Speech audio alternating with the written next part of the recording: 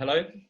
Hi, my name is François, performance artist, spoken word artist, youth facilitator, and a whole load of other things, as we all are. I know that you're an incredibly highly acclaimed spoken word artist. You were the first UK world slam champion, as far as I'm aware. Mm-hmm. You've won numerous slams. You've been on every like high profile bill. You are absolutely a legend in the game. I'm wondering if you've got any advice for people that are sort of starting out in this. Like, what would be your number one piece of advice to offer to someone who wants to be a poet, who wants to make that their living?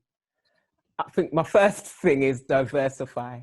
So I always say that, poetry is my main thing. That's the thing that I love to do, but you've got to be able to diversify because unfortunately, poetry doesn't necessarily pay. So, if we're creatives, we should be able to turn our hand at anything, whether it's journalism, whether it's short stories, whether it's audio plays. You really got to be able to diversify. And attached to that also is about being careful with your money. I think especially now in terms of everything that's going on. So the younger you these are not things we want to think about, but the younger you start your pension, the better. Making sure you get your tax returns in on time so you don't get fined and you don't owe tax money. All those things are really important because we freelancers, we're not living the normal life, someone who's got a 9 to 5, so we don't have those protections. So I think it's really, really important that you save. So when you get those big checks, you don't get overexcited and spend them all. And that, you got to just make sure your taxes are on top and that you can look after yourself and have that longevity. So you can say, all right, I'm going to work 4 days and I'm going to have 1 day off when I can be creative. So if you do that, then you'll be able to survive as an artist. Diversify is a really great word within that. So we've been talking a bit today about sort of trying to find other revenue streams outside of just writing and performing. You had a sequence of questions that you were asking, like introspective questions to ask yourself about that.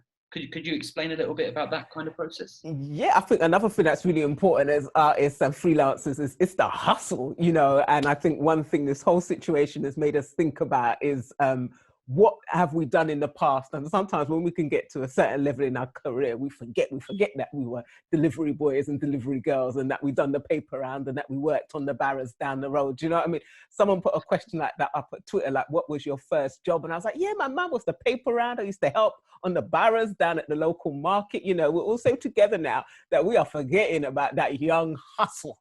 You know what I mean? I can remember getting my mum's trolley and pulling them newspapers up the road. And my little sister, who was 5 years younger than me, would always help me. But I remember I used to do that so I could pay for my dance lessons, so that I could pay for my drama lessons. And jokes aside, it's really important to think, what are you willing to do? How hard are you actually willing to hustle? What can you do? Can you braid hair? Can you decorate? Can you do this? Especially as when we start to come out and the world opens up a bit more and work might not be coming in as quickly as a lot of us would like. I think it's going to be a while before theatres are up running, before schools have us facilitators back in. So do whatever you got to do to make money. And then on the flip side, how can you upskill? How can you use this time to better educate yourself, to get online, to learn, contact someone, get a mentor, maybe take this opportunity to do things that you've wanted to do so that when we come out fully or when we come out into this new world, you're ready. And then I think the third factor of that is downsizing. I don't know about anyone else, but this whole situation has taught me that I was spending more than I needed to, obviously travel, and I'm in London and that can be very, very expensive. So not traveling has been massive.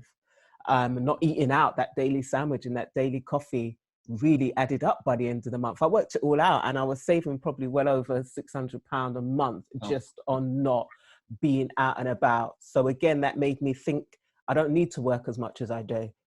I need to spend more time being creative again. Is it a 3-day week? Is it a 4-day week? And hopefully it's not like that forever because you're creating your art and then you're going to live off your art. But don't work so hard that you do not create. Yeah. That's really, really important. We've got to have the time to create. And I think that's one of the things that this whole situation has given me the ability to see. I was running around, teaching, facilitating, doing this, doing that. And the art can suffer. Yeah. I think there's something really interesting in that as well about not about just looking after your money, but also about looking after yourself. And like you're saying, there's a lot of time here that that I've been in lockdown for 36 weeks straight, but it means that there is a lot of time where I'm looking inside of myself. I know you've talked about this as well. How do we take care of ourselves in this? I think it's really, really important.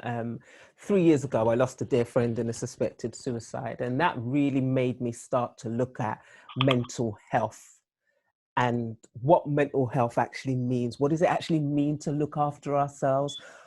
And when that happened, to me, that was a big wake-up call. And I was like, Kat, what are you doing? You're running around, you're doing this, you're doing that. How well are you actually taking care of yourself? And it was still at that point very hard to get off that kind of like, you know, we're working, we're doing this. Well, how do you change? How do you change? How do you change? And COVID, this whole situation gave me an opportunity to jump off from the rat race and really change. And the thing is, it does take action, but there's small things that we can do as well. Poets are very good at describing things. We're not necessarily good at talking about that. How do we really feel? We would talk about this happening, this, but how do you really honestly feel about something?